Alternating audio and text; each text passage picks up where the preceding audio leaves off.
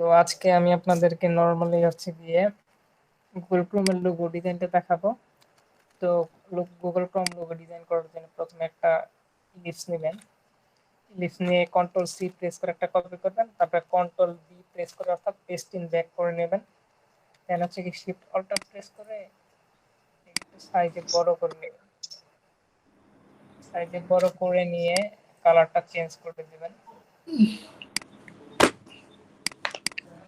তারপর হচ্ছে similarly control C press করবেন, কন্ট্রোল ভি প্রেস করে শিফট অল্টার প্রেস করে ধরে নিয়ে একটু ইলিপসটার সাইজ বড় করে নেবেন। দেন হচ্ছে গিয়ে কালারটা চেঞ্জ করে দেবেন। তারপরে হচ্ছে গিয়ে লাইন সেগমেন্ট টুল নিয়ে এখানে অ্যাঙ্কর পয়েন্টে বসিয়ে একটা লাইন টানবেন।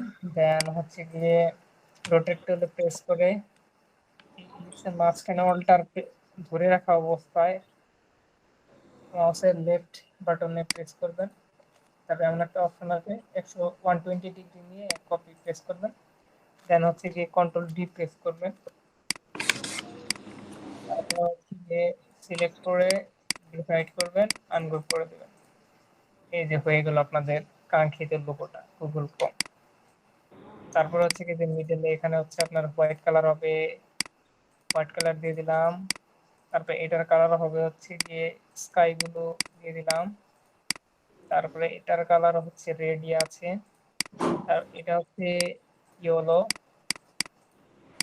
এটা হচ্ছে গ্রিন।